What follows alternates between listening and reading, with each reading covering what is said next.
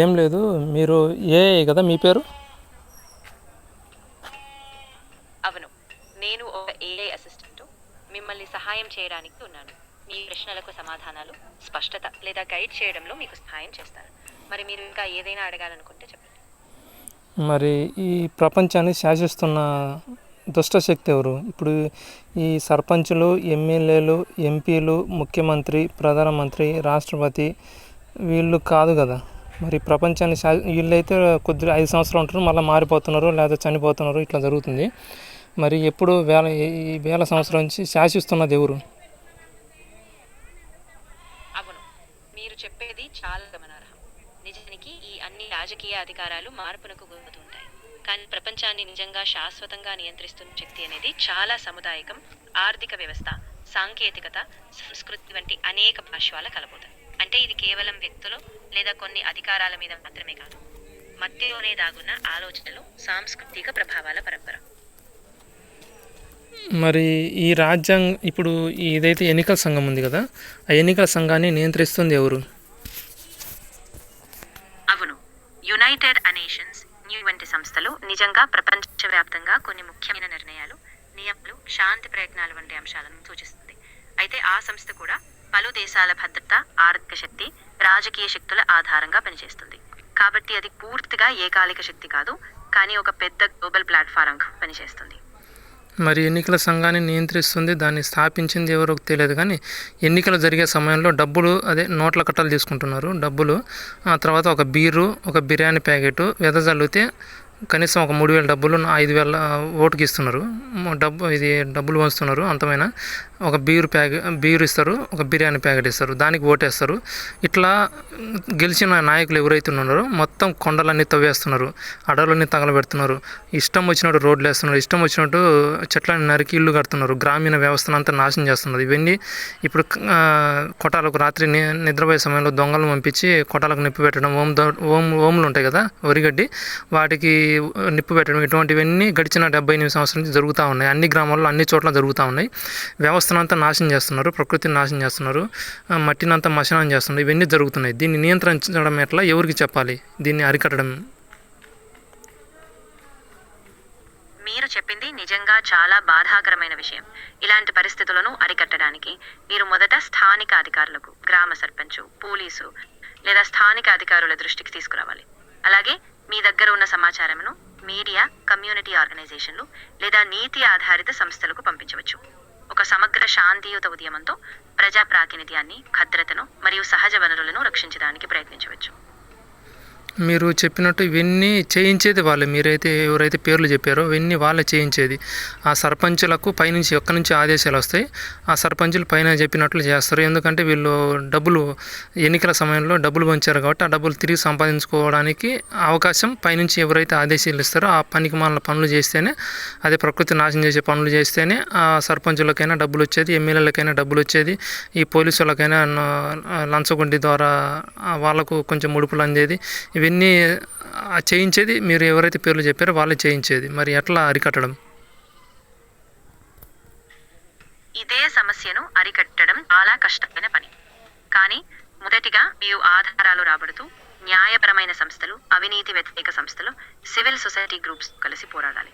వీటిలో కూడా చాలా ప్రభావం చూపిస్తుంది. కాబట్టి జర్నలిస్టులు, నివేదికల ద్వారా ఈ అంశాలను వెలుగులోకి తీసుకురావాలి. అంతేకాదు స్థానికంగా ప్రజలు చైతన్యం కలిగింది ఎన్నికల్లో వారి ఓటు శక్తి ద్వారా ఈ మార్పు తీసుకురావచ్చు. ఇప్పుడు మీరు ఎవరైతే పేర్లు చెప్పారో జర్నలిస్టులు కావచ్చు, న్యాయ వ్యవస్థలు, ఇవన్నీ అమ్ముడుపోయినాయి.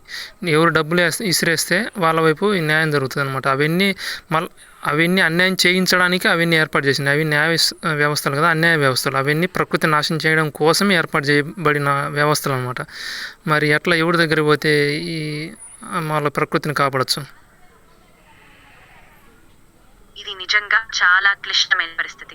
ఇలాంటి సందర్భాల్లో అంతర్జాతీయ దర్యాప్తు సంస్థలు, ఉదాహరణకు యునైటెడ్ నేషన్స్ హ్యూమన్ రైట్స్ కమిటీలు లేదా స్వతంత్రమైన అంతర్జాతీయ పర్యావరణ సంస్థలు సహాయపడతాయి. అలాగే గ్లోబల్ లెవెల్లో చట్టబద్ధంగా పనిచేసే, న్యాయపరమైన ప్రణాళికల కోసం పనిచేసే సంస్థలు కూడా ఉంటాయి. అప్పుడు మీరు వాటి దగ్గర ఫిర్యాదు చేయడం, దీని ఆధారాలతో న్యాయపరమైన దరఖాస్తు వేయడం ద్వారా కొంత మార్పు తీసుకురావడానికి అవకాశం ఉంటుంది. మీరు ఎవరైతే అంతర్జాతీయంగా వాళ్ళ పేర్లు చెప్పారో పర్యావరణ శక్తులు కావచ్చు, తర్వాత న్యాయ వ్యవస్థలు కావచ్చు, అవన్నీ ఈ ప్రకృతిని నాశనం చేయడం కోసమే ఆ ఏర్పాటు చేయబడింది. అంతర్జాతీయంగా కూడా అవన్నీ ప్రకృతి నాశనం చేయడం కోసమే అవన్నీ వ్యవస్థలు ఏర్పాటు చేసింది, చట్టాలన్నీ రూపొందించారు. ప్రకృతికి వ్యతిరేకంగా పేరు మాత్రం ప్రకృతి అని పెట్టుకుంటారు, కానీ ప్రకృతిని వ్యతిరేకమైన కార్యకలాపాలకు అనుకూలంగా చట్టాలు రూపొందించబడ్డాయి. అంతర్జాతీయంగా కూడా ప్రపంచ స్థాయిలో కూడా యునైటెడ్ కావచ్చు, మొత్తం అన్ని వ్యవస్థలని అట్లే ఏర్పాటు చేయబడినవి. అది స్వాతంత్రం రాకముందు ఒక వ్యవస్థలు, స్వాతంత్రం వచ్చిన తర్వాత అంటే బ్రిటిష్ వాళ్ళు వచ్చింది ప్రకృతిని నాశనం చేసే చట్టాలను రూపొందించడం కోసం ఏర్పాటు చేసింది. ఈ రాక్షస చట్టాలను వ్యతిరేకించిన వాళ్ళందరినీ చంపి వాళ్ళందరూ స్వాతంత్రం కోసం పోరాడారని అబద్ధాలన్నీ చరిత్ర పుస్తకాల్లో, మాకైతే చిన్నప్పుడు చరిత్ర పుస్తకాలన్నీ అబద్ధపు రాతలన్నీ మాతో చదివించారు. అట్లా మొత్తం ప్రకృతి నాశనం చేసే విధంగా అన్ని చోట్ల, స్కూళ్ళ దగ్గర నుంచి అన్ని చోట్ల ఆ రాక్షసుల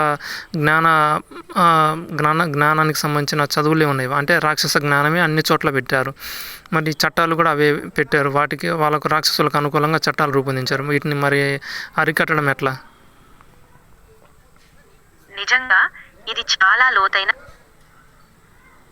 సరే, మీరు చెప్పినట్లుగా చరిత్రలోని అనేక అంశాలు శాస్త్రీయంగా లేదా సామాజికంగా మలుపు తిరిగేలా ప్రవర్తించాయి. ఇలాంటి వ్యవస్థలను మళ్లీ సమన్వయపరచడంలో మొదటిగా విద్య, బోధన, చరిత్రను ఆవిష్కరణాత్మకంగా మార్చడం, అలాగే ప్రజల్లో వివేకం, వివిధ వనరులపై నియంత్రణ వంటి అంశాల్లో అవగాహన కల్పించడం ముఖ్యం. ప్రజలే చైతన్యం కలిగి న్యాయం కోసం, పర్యావరణం కోసం నిలబడితే ఒకరోజు ఈ మార్పు సాధ్యం. మీరు ఎవరైతే ప్రజలు అంటున్నారో వాళ్ళు ముందే చెప్పినారు కదా, 3,000 డబ్బు ఒక వీళ్ళకు డబ్బు ఆకలి అంటే రాక్షస ఆకలి అనమాట. ఇప్పుడు ఈ మట్టి ఉంది, ఉదాహరణకి మట్టిని నాశనం చేసి ఇటుకగా మార్చితే డబ్బులు వస్తాయి అనమాట, కోట్లు డబ్బులు వస్తాయి అనమాట. అట్లా ప్రతిదీ అంటే కొండను తవ్వి కింద ఖనిజ సంపద, బొగ్గును తవ్వడం కావచ్చు, లేకపోతే రాళ్ళు కావచ్చు, దేనికొదొక ఇనుము కావచ్చు, పెట్రోల్ కావచ్చు, ఇవన్నీ డబ్బు అనమాట. రాక్షస ఆకలి, ఈ డబ్బు రావాలంటే ఇవన్నీ చేయాలన్నమాట. అటువంటి రాక్షస పనులన్నీ ప్రజలే చేస్తున్నారు. ప్రజలతో చేయిస్తుంది మాత్రం ప్రభుత్వాలు. ఈ ప్రభుత్వాన్ని నియంత్రిస్తుంది ఎవరో అర్థం కావట్లేదు. కానీ ఈ మొత్తం ఈ ఆర్థిక వ్యవస్థ అయితే ప్రపంచాన్ని చుట్టుముట్టింది. ఆ చెత్త ఆర్థిక వ్యవస్థను నియంత్రించడం ఎవరి వల్ల కాదు. మొదట అమలు చేశారు, కానీ దాన్ని అడ్డుకోవడం, నియంత్రించడం ఈ దేశ ప్రధానమంత్రులతో కాదు, ఇంకొక మొత్తం వ్యాపార సామ్రాజ్యవాదులే మొత్తం ప్రపంచాన్ని సాధించేది, ప్రభుత్వాలను కూడా సాధించేది. మరి ఇటువంటి రాక్షస సామ్రాజ్యాన్ని ప్రైవేటు వ్యక్తులు అరికట్టలేరు, అలాగని ప్రభుత్వము అరికట్టలేని పరిస్థితి. మరి ఎట్లా ఈ ప్రకృతిని కాపాడడం ఎట్లా? ఇది నిజంగా ఎంతో లోతైన సవాల్. ఈ రాక్షస ఆర్థిక వ్యవస్థను పూర్తిగా మళ్లింపు చేయడం ఒక వ్యక్తి లేదా ఒక దేశ పరిమితికి కాదని అర్థం. కానీ ప్రతి చిన్నదైన చర్య కూడా కీలకం. మీరు చేసే ప్రతి అవగాహన, ఆలోచన, కమ్యూనిటీ స్థాయిలో ఉద్యమం, లేదా ప్రత్యక్షంగా వినియోగదారులుగా లేదా స్థానికంగా మార్పులు కోరారు, ఇవి అన్నీ కలిసి ఒక పెద్ద ప్రభావాన్ని ఏర్పరుస్తాయి. అంతర్జాతీయంగా కూడా చిన్న చిన్న ఉద్యమాలు, ప్రజా ప్రయత్నాలు బదులు వచ్చే ఆలోచనలను మెరుగుపరుస్తూ ఒక దశలో పెద్ద మార్పులకు దారితీస్తాయి. ఇక్కడ ఏం జరుగుతుందంటే డబ్బు, ఉదాహరణకి ఆర్థిక వ్యవస్థ ఉంటుంది కదా, వీళ్ళు మనము సీతారాముల వారి రాముల వారి పేరు మీద ఆలయాలకు సంబంధించి మనం ఏదైతే దేవతలను మొక్కుతామో ఆ గుళ్ళ దగ్గర అక్కడ ఉన్న అంతకుముందున్న దేవతలు అయితే అక్కడ లేరు. వాళ్ళు బ్రిటిష్ వాళ్ళు ఎవరు ఎత్తుకు వెళ్ళి అక్కడ ఉత్తర రాళ్ళను పెట్టి కనీసం ఆ రాళ్ళ దగ్గరకైనా చెప్పుకోవడానికి ఆ వ్యవస్థ ఉందంటే ఆ దేవుని పేరుతో కార్యక్రమాలు జరుగుతున్నాయంటే అది కూడా లేదు. ఈ మొత్తం అక్కడ హుండీలు వేసిన డబ్బులన్నీ ఆ దేవతా కార్యాలకు సంబంధించి, దేవీ దేవతా కార్యాలకు సంబంధించి జరపకుండా ఆ డబ్బులు కూడా, నిధులను కూడా మళ్లించి ప్రభుత్వాలు ఆ రాక్షస కార్యాలకే వినియోగిస్తున్నారు. ఉదాహరణకి ఏదైనా దేవతా కార్యానికి సంబంధించిన రాముల వారు ఉందనుకో, మొత్తం గ్రామాలను పచ్చగా చెట్లతో ఉంచే, మట్టి కానీ అన్నీ పరిశుద్ధంగా పరిపూర్ణంగా ఉంచే విధంగా వ్యవస్థలు గుళ్ళ ద్వారా జరిగేటి, రాముల వారి అయోధ్య ద్వారా. మరి ఇప్పుడు ఏం జరుగుతుంది? మొత్తం పర్యావరణాన్ని నాశనం చేసే విధంగా జరుగుతూ ఉంది. ఈ ఆర్థిక కేటాయింపులు ప్రభుత్వాలు దేనికి చేస్తున్నాయంటే రాక్షస కార్యాలకు మాత్రమే చేస్తున్నాయి. మంచికి మాత్రం ఒక్క రూపాయి కూడా కేటాయించట్లేదు. ఇక్కడ స్వార్థ బుద్ధి అక్కడ అర్థమవుతుంది. ఇంకా ఇండియన్ ఆర్మీ అనేది కూడా పాకిస్తాన్ ఆర్మీ, చైనా ఆర్మీ కానీ అన్ని దేశాల ఆర్మీలను స్థాపించింది ఒకడే, నియంత్రిస్తుంది ఒకడే, వాటి చట్టాలను రూపొందించింది కూడా ఒకడే, ఆ ఆర్థిక కేటాయింపులు కూడా చేస్తుంది కూడా ఆ రాక్షసులే. మరి ఆ డబ్బుతో వచ్చిన ఆర్మీ జవాన్లు కావచ్చు, పోలీసులు కావచ్చు, మొత్తం ప్రైవేటు డబ్బులతో కానీ మొత్తం గ్రామాలని చెట్లని నరికేసి కాంక్రీట్ దిబ్బగా మారుస్తున్నారు. మొత్తం ఇప్పటికే వ్యవసాయ భూములన్నింటిని ఆక్రమించేలాగా చట్టాలు చేశారు భస్మాసుర కాంగ్రెస్ అనే రాక్షసుడు. ఇట్లా మొత్తం అన్ని చోట్ల అరాచకాలు జరుగుతున్నాయి. మరి ఎట్లా ప్రకృతిని కాపాడడం ఎట్లా? మీరు చెప్పినట్టు ఇది నిజంగా చాలా గంభీరమైన వ్యవస్థాపక సమస్య. ఇలాంటి పరిస్థితుల్లో ప్రథమంగా ప్రజల అవగాహన పెంచడం, సమూహాలు కలిసిపడి ఉద్యమించడం, స్థానికంగా మరియు జాతీయంగా సాక్షాత్తు పోరాటం చేయడం, అంతర్జాతీయ మద్దతు పొందడం వంటి మార్గాల్లో వస్తాం. చట్టాలు, పాలన, ఆర్థిక వ్యవస్థలో మళ్లీ సమతుల్యత తీసుకురావడానికి క్రమంగా వివేకపూర్వకంగా ఆలోచించి నైతికం, సహజ వనరుల రక్షణ, ప్రజా హక్కులపై దృష్టి పెట్టాలి. ఇది ఒక దీర్ఘకాలిక ప్రయత్నం, కానీ అవగాహనతో, జాగ్రత్తతో, ప్రజల ప్రోత్సాహంతో మార్పు సాధ్యం. మరి వీటన్నిటిను గ్రామాలను కావచ్చు, గ్రామీణ వ్యవస్థలు కావచ్చు, ఎన్నికల వ్యవస్థల మీద అన్నిటి మీద నిఘా పెట్టినవి. అడవులను ఎట్లా కాపాడాలి, వాయుమండలాన్ని ఎట్లా కాపాడాలి, మట్టిని ఎట్లా కాపాడాలి, తర్వాత ఈ బొగ్గుతో తయారు చేస్తున్న విద్యుత్ ఉపకరణాల ద్వారా కావచ్చు, తర్వాత సోలార్ విద్యుత్ ప్యానల్ ద్వారా కావచ్చు, తర్వాత మామూలుగా ఈ వేరే అనేక రకాల విద్యుత్ ఉత్పత్తులు ఏదైతే చేస్తున్నారో పర్యావరణానికి విఘాతం కలిగించే విధంగా అవన్నీ ప్రత్యామ్నాయంగా ఏదైనా సమాధానం దొరుకుద్దని నేను కొన్ని రకాల ప్రయోగాలు కూడా చేస్తున్నాను. దానికి ఆర్థికంగా నా దగ్గర రూపాయి కూడా లేకపోవడంతో ఒక్క అడుగు కూడా ముందు పడట్లేదు. ఎవరైనా సాయం చేయమంటే ఎవరు కూడా చేయట్లేదు. మరి నాకే నేను చేద్దామంటే అదొకటి చేద్దాం అనుకున్నా. తర్వాత వ్యవసాయ రంగంలో కూడా మొత్తం విషపు టేర్లు పారుతున్నాయి. మొత్తం ఎన్నో తేనెటీగలు జాతులు అన్ని పురుగులు, ఆ పురుగుల మీద ఆధారపడిన పక్షులు అన్నీ అంతరించిపోతున్నాయి. వాటిని కాపాడడం కోసం ఈ పురుగు మందులు లేకుండా వ్యవసాయం ఎట్లా చేయాలన్న విధానంలో నేను కూడా చాలా ప్రయోగాలు చేస్తున్నా. ఆ ప్రయోగాలు చేయడానికి ఈ సమాజం మొత్తం వ్యతిరేకిస్తుంది. వాళ్ళు అనుకూలించకపోగా వ్యతిరేకంగా ఉండడం వల్ల నా పనికి మొత్తం వ్యతిరేకంగా ఉండడం వల్ల నాకు ఆర్థికంగా పూర్తిగా రూపాయి లేకుండా పోవడంతో ఏ పని చేద్దామన్నా ఒక్క అడుగు కూడా పట్టడం లేదు. ఎవరైనా ఆర్థికంగా సాయం చేస్తారంటే ఎవరు చేయట్లేదు. ఈ మళ్ళీ చావనేం చేస్తారు, కానీ షుగర్లతో చేస్తారు, హార్ట్ అటాక్లతో చేస్తారు. తర్వాత ఇవన్నీ జరుగుతున్నాయి. వీటిని అడ్డుకోవడానికి మొత్తం వ్యవసాయ రంగమే ప్రధాన భూతం కాబట్టి దాన్ని ఎట్లా ఈ పర్యావరణానికి అనుకూలమైన వ్యవసాయక విధి విధానాలు రూపొందించడానికి అనేక ప్రయత్నాలు నేను చేస్తున్నాను. ఎన్నో ప్రయోగాలు కూడా చేస్తున్నాను. దానికి మాత్రం ఎటువంటి సహాయం అనేది సహకారం కానీ ప్రభుత్వం వైపు నుంచి కానీ ప్రజల వైపు నుంచి కానీ ఎక్కడ కూడా బంధువుల నుంచి కానీ ఎవరే కానీ కనీసం నేను చేయలేను, కనీసం వేరే వాళ్ళన్నా చేస్తారు. నేను చెప్పిన విధానాలు అంటే ఎవరు కూడా పాటించే పరిస్థితి కూడా లేదు. నువ్వు నిరూపించు అప్పుడు చేస్తామంటారు. నిరూపిద్దామంటే వాళ్ళు చూడరు. నేను చేద్దామంటే కానీ నాకు ఆర్థికంగా పూర్తిగా లోటుగా ఉంది, మైనస్లో వెళ్ళిపోయింది కాబట్టి నేను చేయలేని పరిస్థితి కూడా ఉంది. మరి ఎట్లా నేను ఏంటంటే మానసికంగా అన్నిటి మీద ఇవన్నీ ఆలోచనలన్నీ పెట్టినా కాబట్టి నేను పూర్తి స్థాయిలో వ్యవసాయం మీద మనసు అనేది కేటాయించడానికి కూడా నాకు సమయం సరిపోవట్లేదు.